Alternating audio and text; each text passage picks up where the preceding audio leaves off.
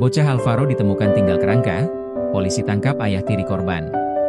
Bocah bernama Alvaro Kiano Nugroho, 8, warga Pesanggerahan, Jakarta Selatan, ditemukan tinggal kerangka di kawasan Kecamatan Tenjo, Kabupaten Bogor, Jawa Barat.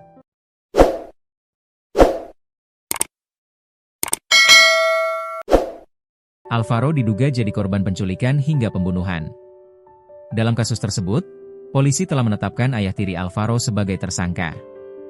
Meski demikian, polisi belum mengungkap secara detail kasus tersebut.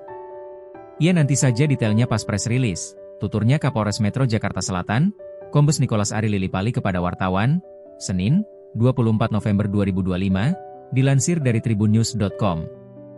Polisi telah menemukan kerangka manusia yang diduga kuat merupakan bocah berusia 8 tahun itu.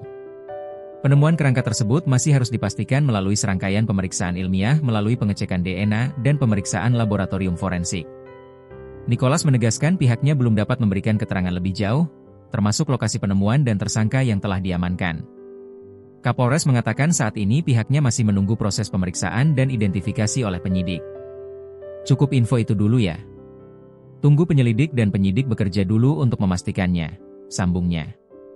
Ia menambahkan, konferensi pers resmi terkait perkembangan kasus akan digelar Kamis mendatang.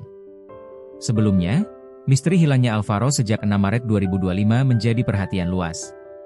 Kapolsek Pesanggerahan, AKP Salah Syahalam, sempat membenarkan Alvaro ditemukan dalam kondisi tidak bernyawa dan menyebut seorang tersangka telah diamankan.